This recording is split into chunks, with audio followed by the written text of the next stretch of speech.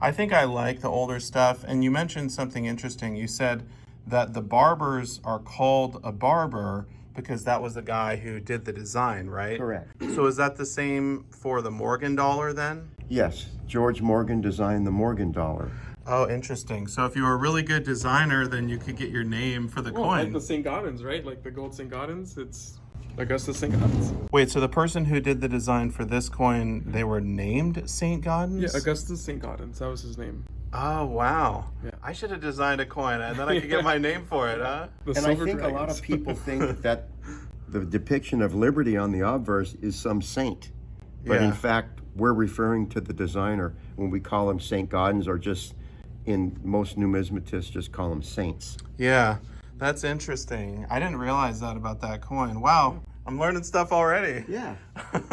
Now, in that regard, this is a peace dollar, of course, but it's not named after the designer, but rather it's named after the word peace on the rock that the eagle is standing on. And this was to commemorate the end of World War I, which supposedly was the war to end all wars.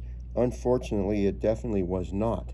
Yeah, so I guess not all coins get their name from the designer, huh?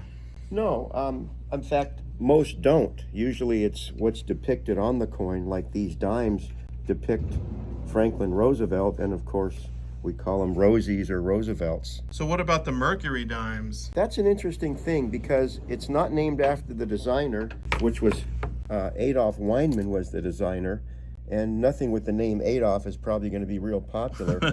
But the other thing is, it's a misnomer to call these Mercury dimes. It looks like the Greek god Mercury because of the wings on the head. Because it looks like the god Mercury, it's called a Mercury dime, but what the designer intended was the wings represented freedom of thought. So it's a depiction of Lady Liberty with wings on her hat to represent her freedom of thought.